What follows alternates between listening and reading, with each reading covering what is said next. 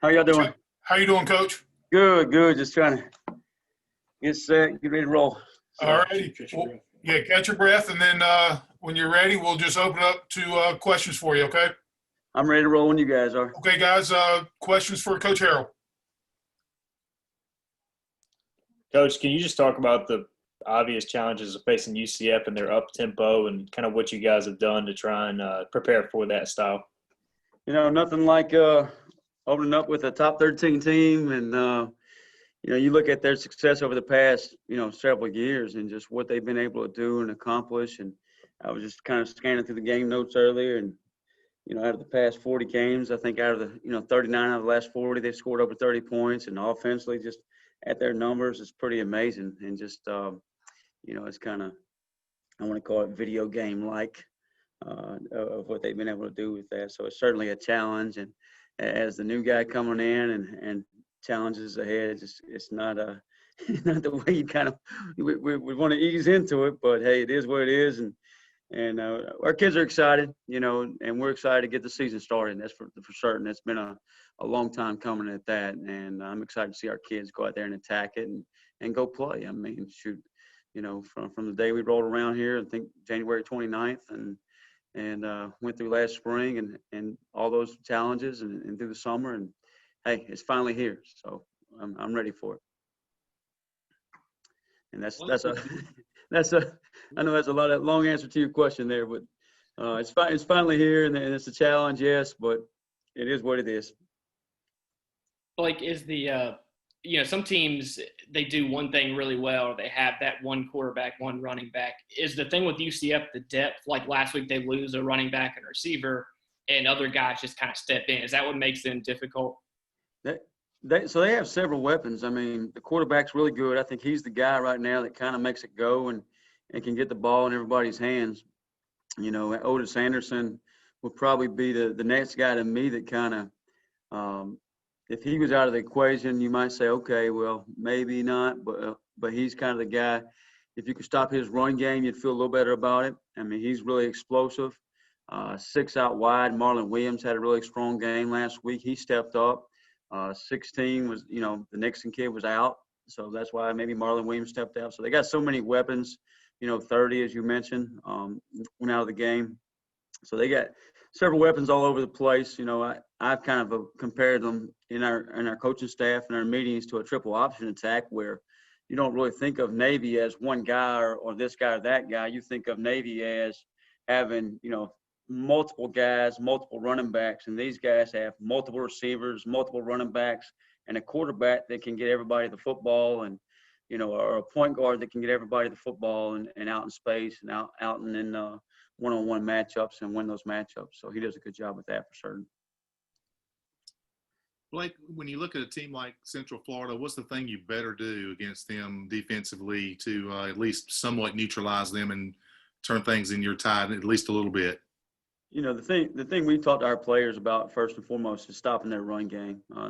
They ran for about 250 yards last week against Georgia Tech, and we think just to give us a chance to get after the quarterback and rush the passer, you got to stop the run game, and that's maybe not just against UCF, but maybe every week. And I think if you can stop the run game against them and put them in a drop back passing situation, know when the pass is coming, and maybe getting the quarterback's face a little bit, then you got a chance. I think he was like 3 of 11, and when he had pressure in his face, and it gives you a little bit better chance. Now, if he can sit back there and you don't get a chance to rush him, and he can, kind of deal it when he wants to, and he's pretty accurate, and he can take his shots down the field on you. But I think that's where we got to play it. And the little screen games out wide, we call them little smoke screens, where he throws the little ball out quick and gets to those receivers, and to me that's just an extension of the run game. I mean, he's throwing it to Marlon Williams and those guys out quick. Number one, the transfer from Oklahoma, and seeing what they can get up the sideline with it really quick, and they get 7 or 8 yards before you know it, and it's second and short, third and short, and you're behind the sticks. So you got to keep them behind the sticks and put them in second and long and third and long situations and make them operate. So that's going to be our number one goal. Obviously, we talk about turnovers. Win the turnover battle as a football team, create some turnovers for our offense, and then win the third down. You look at Georgia Tech, they did not win the third down last week. I think UCF was 62%. That means Georgia Tech was 38% on defense. That's not a good stat. You really want to be about 70% defensively each week. I think that would put you top in the nation. So I think if we could be about 65% on third down, that would put us in a pretty good situation. So those would be some top keys for us. And then, as Coach Houston, I think, spoke about earlier in the week, we got to withstand the first quarter. Last year, and it didn't show up as much last week. Last year, they led the nation in scoring offense in the first quarter. They were first in the nation in scoring offense in the first quarter. Second and third quarter, I think they were 100th. And in the fourth quarter, they were 118 in the nation in scoring offense. Now, last week, that didn't necessarily hold true, but that's kind of what we've kind of taught our kids about. Hey, you gotta stay in the fight for 4 quarters. You got to hang in there, keep it close, and keep fighting. And part of that for us is just, play a lot of guys, keep rotating guys in and out, and just keep them fresh. So that's kind of our plan going forward. Coach, you mentioned this was your first game and a lot of inexperience on the defensive side of the ball. So how much are you relying on guys like Bruce and Xavier to be your leaders and kind of the coaches on the field on Saturday? Well, we certainly got some younger guys, but we've got a few guys that have played and that have been in battle and been on the field before. So you're certainly going to count on those guys.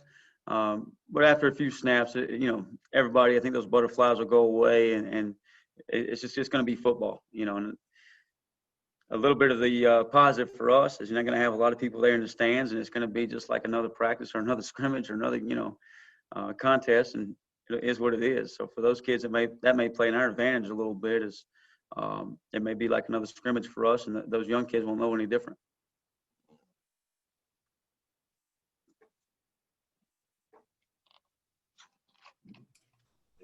Are there any other questions? Coach, I know you've been asked this, but as you head into game week, how many guys are you preparing to play at the defensive line position coming up on Saturday, rotating in and out?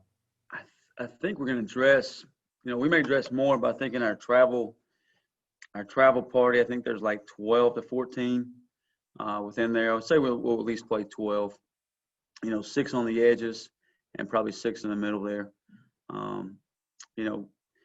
I would say at least 2 deep, probably 3 deep at times, and just keeping those guys fresh as much as possible. Just looking at UCF, they will sub from time to time, but they'll get on rolls where, they may go 6, 7 plays as fast as they can go, but they won't sub. So that won't give us an opportunity to sub. So we got to find, when they do substitute, we obviously got to take advantage of that and substitute. If we happen to see a deep ball down the field, we kind of been practicing some opportunities where a play side corner, a play side safety may roll in and roll out just to kind of stay fresh there in those opportunities. And then by series as well. So, just kind of keep those guys fresh, like I said, and get them into the fourth quarter and see what happens from there. So, and with young guys, if whether you're a redshirt freshman or a freshman and you haven't played a lot of snaps, ability level, experience level may not be a lot of difference. So we're just thinking, hey, fresh bodies in the third and fourth quarter, that may be more important right now for us.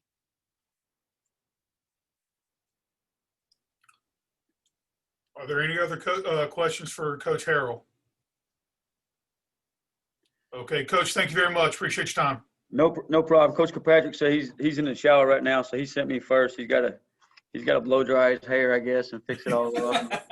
Look nice and pretty. I don't have any hair, so it's kind of really easy for me. So, Thanks, Coach. Appreciate it. Yeah, I appreciate you guys, and thanks for all you guys do. And looking forward to Saturday, and ready to get back to getting Dowdy Ficklen Stadium packed and rocking with 7% back in October. Thanks again. All right. I'll let DK know you guys are ready. Hey, Coach, how are you doing? I'm okay. How are you doing? Doing well, sir. Well, we got the regular crew here, so we're going to go and let them fire away at you with questions, okay? Okay. I guess the president let them out, huh? So let's go. All right, guys, go ahead. Not everybody at once. Coach Harrell said you were doing your hair. What happened to it? Well, you know what? They also told me that I should wear the mask, that I look better with the mask on. I said, well, I don't know. Anyhow, I think it's called old age. I think it's called too many close ones. I think it's called too many drop balls. And anyway, I'm just glad I got a little bit of it left. What do you see in that UCF defense that really concerns you? Well, there's a lot. I don't know how long you got, how long you want to stay here. They got a lot of experience. They've had a couple of kids that are not playing. And you think, wow, okay, that's got to be really good. And then you look like, oh, no, well, that guy was in there last year. This guy played. He had 7 sacks last year. This guy had 24 tackles. So the defensive ends are long, and they can really run. Inside they're big and they're thick.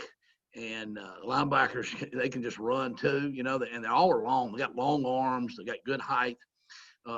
Secondary plays with extreme confidence. They just come after you every snap. Play a lot of in your face. Just man coverage, and they can run. And again, they're long. Even the guys that may not have great height, but they're long. They have that football body. It's good because they can reach balls, and so they just play super aggressive. And they're really good. Donnie, can you touch on the preseason Holton has had and just how much further along he is right now compared to this time last year? Well, it's night and day from this time last year. And not that he was bad last year by no means, but early there was definitely, some growing pains that a new system. You come in and you leave high school, you got one system. Next year, you got a system. Now you're in your third system here. Some of it, confuses you a little bit. Some of it just how we do things. And early in the year, I kept saying, on these Wednesdays, God, we're so close. There were some signs that we were getting it. We were about to turn the corner. And we just weren't scoring a lot of points. We just couldn't seem to, put enough base hits together to score any runs there. And then eventually, about the second half of this game, it kind of started to come together a little bit for us. And I think minus the Tulsa game, he played, as good as anybody in the country did. I think he's picked up from that in all the practices we've had, which have been many. His accuracy has been the biggest improvement. It made a big jump last year. It's been outstanding, though, through all the practices, all the team sessions, all the different deals. And he's now controlling, the protection so much more, making calls for us, changing plays a little bit more, trying to get us maybe out of something bad, maybe into something better. I think last year he was probably somewhat the leader of the offense, though I think really until Reed left, I don't know that everybody looked at him like he was the guy. And as much as we hated losing Reed and what that put us in a tough situation, in the end, it actually probably turned out to make it a better situation for Holton. I think then everybody knew he was the guy, and I think that helped him. I think it helped his confidence. It helped him become a better leader. Now, this year, he's becoming the leader of the whole team. You know what I'm saying? That's a big step for when you do that. Now I think the defense kids are listening to him, and he's a great role model. So that's the kind of guy that a coach wants to be, speaking and doing by example and having people follow him, because he's a gym rat. He's always over here watching tape. He's always committed to the deal, and he's doing what's right off the field, and he's leading, in a positive manner. He's been unbelievable for these young quarterbacks. Brought 3 kids in, and they're making that adjustment. And this has been the toughest adjustment year ever with this pandemic and this craziness and the whole bit. So everything's been different, and it's just been wild. And boy, he has really taken all of them under his wing, and they love him for doing that. And that really shows you when you got something special, because he not worried about, I don't want this guy to come in and look good or what. I mean, he wants the team to be good. He wants the team to be good if he gets injured. He wants the team to be good after he leaves. Coach, what do you like about what your offense is doing now overall as you enter this first ball game with UCF that makes you feel good about your chances against their defense? Well, I hate to be too optimistic here. On Wednesday, it's hard to be optimistic sometimes, going into such a tough game, here to start off. But what I've liked is we've been able to run the ball so much better. We've improved so much with our run game. I thought the pass game got pretty good by midseason on. We could not run the ball well enough to beat anybody, really. That was the problem. And it became all one-dimensional. And when that happens, they can just scheme you so much, and they can just put so many different rushes in, so many different nickel and dime coverages, so many different schemes that makes it hard. We've worked hard to run the ball, and we've run the ball really well. Some of that's been personnel. I think the running back room is vastly improved. I also think the offensive line is vastly improved in their run blocking. Donnie, Go ahead, Ron. you might be the best resource for this type of question. I mean, you've been at ECU games with the stadium is packed and you have a ranked team and the ABC, primetime coverage, all that type of thing. Have you thought about what that will be like Saturday without the fans and without that kind of home atmosphere and crowd that's used to big games? Yeah, I have. And the thing about, I guess, is we've told the team we've had 3 scrimmages, and then we had a practice where we scrimmaged about half of the time and then just went thud the other half. So really 4 times we've gone to the stadium, and it's just been us. It's just been us in there, and we played a little bit of music. We got DJ Big John Williams down there spinning some albums and some records and stuff like that. But we've really tried to simulate, and we've told them each time this is what it's going to be like probably this season, or at least at the beginning of the season. And so I think we've just all kind of started getting ourselves used to that's what it's like, and that's probably what we'll have this Saturday. Now, one difference for me is being on the field, you feel that energy and you hear that noise. Like I say, like you're talking about when this thing really did roll and it really did shake. When you're in the press box, it's kind of like that anyhow. So it's not going to affect me much, but I know it's going to affect the team. And the guys on the sideline, they know they got to bring the energy. They got to be that crowd. They've got to be the one that kind of pumps the team up a little bit. So our video guy today told me that 5 years ago this Saturday to the date would be the last time. I don't know if this is true or not. Y'all will know this, that 5 years ago this Saturday we were on ABC and we played a ranked team, Virginia Tech, in a little bit of a rain that night, and James Summers run them over and we whipped them. And I do remember what it was like in that stadium, and I can't wait till it's like that again. Coach, you mentioned all the running backs you got in the stable. When you go into Saturday, is there a plan to get everybody a certain amount of touches? Do you ride the hot hand? What's the plan with the running backs? Well, it's a good problem to have. It can be a problem, I guess, in that, there's only one ball and everybody, wants it. And the more you get it, sometimes you do get into that flow of things. So we've had multiple discussions. We have not made any final decisions. We're really big in Coach Houston's system of every day you have to come and earn your job, and you get what you earn. And so we do want the competition really to keep going every day. And then, there's injuries and there's different things like that affect those things too. But what I do think we'll do is we'll try to probably get 3 of them in some kind of a rotation early.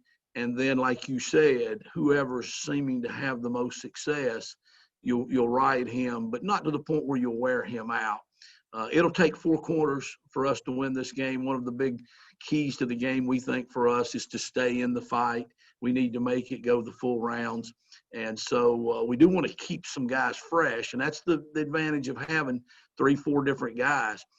Some of it will get dictated by what plays we end up running. You're going into the first game especially, your game plan's a little larger usually the first game than it might be later in the season, because you still really are trying to figure out, who we are, what we're good at, what's going to work.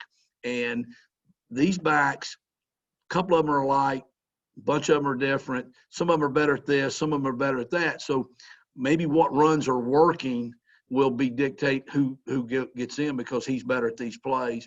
How much you're throwing the ball, that will determine it a little bit too. How much they're blitzing. If it's a big blitz game, you're gonna have to put your guy in there that can protect. And or if the routes to the backs are going, the guys are the better receivers. So there's a lot of things play out through it.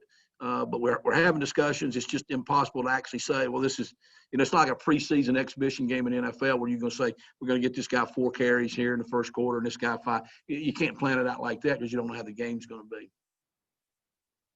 Coach, going back to the O-line real quick, it looks like maybe COVID affected a few of the guys' weights, especially at offensive tackle. Is that a concern at all going into the opener, or do you still feel pretty confident about those guys holding up?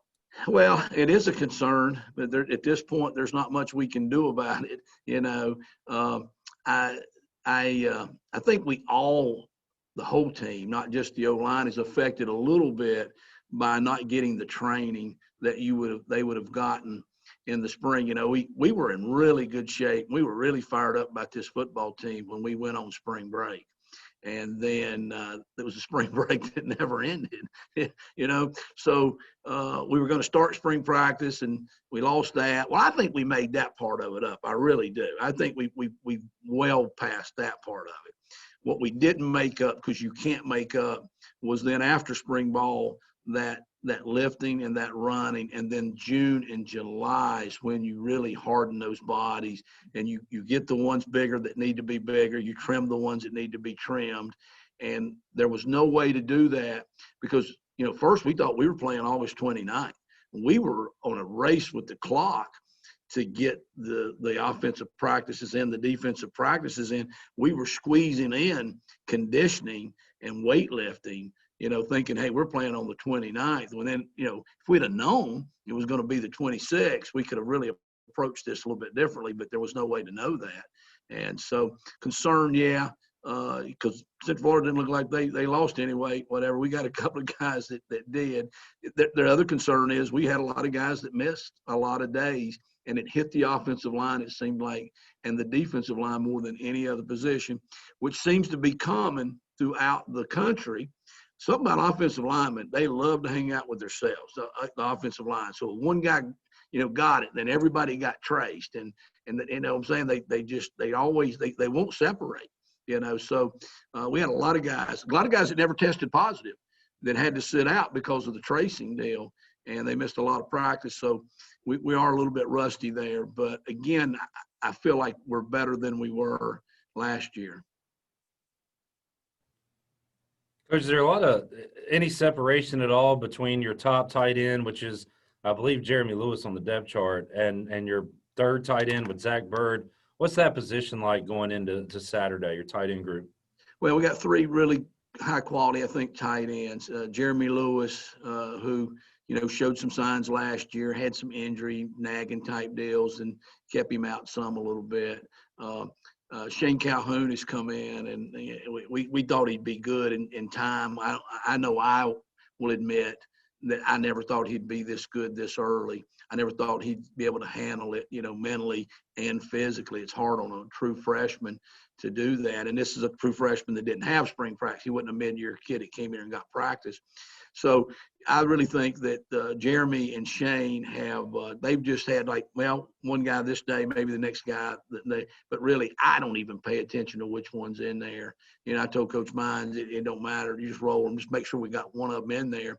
Zach got a little banged up. He got a concussion early, had a little bit of the deal with the COVID too, missed a lot more of the practices and got put back a little bit behind. He's rallied here late.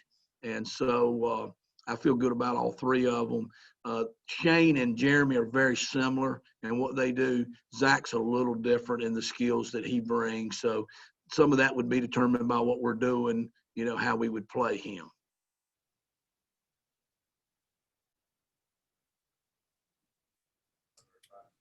Are there any other questions for Coach Kirkpatrick? I'll ask one more because it's been so long since I've talked to him. Are you going to ask me about why you're not wearing the Washington football team hat? Well, I was going to ask you about how bad Bailey's Cowboys are, but I should probably stick to ECU. But, Coach, you obviously want to have ball security every week, but when you see UCF force 5 turnovers, does that kind of amp that up a little bit, what they did on Saturday?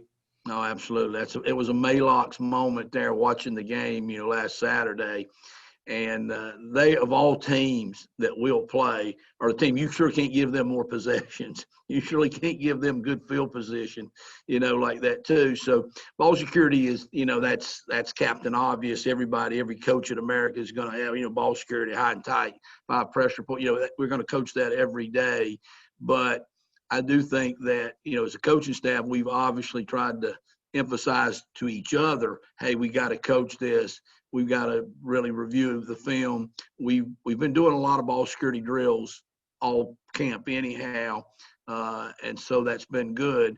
But in the scrimmages, like the first scrimmage we had now, offensively, we were going to have a pretty good day. We couldn't hold on to the ball to have a good day. We kept fumbling the snap or fumbling the handoff or throwing interceptions, so you have no chance. You have no chance in the game if you go in there and lose the turnover battle. Now, you can't go play conservatively and just say, squat on the ball, or you're never going to be able to score enough points to beat them either. So, it's a little bit of a catch-22. But hopefully we will, protect the ball in all positions. And we got to protect the quarterback so that, he won't have such a tough time making throws over people and getting hit in the chin. Okay. Any other questions before we let Coach head out? All right. Thanks, Coach. Appreciate your time. Thank you, guys. Appreciate y'all. See you, buddy.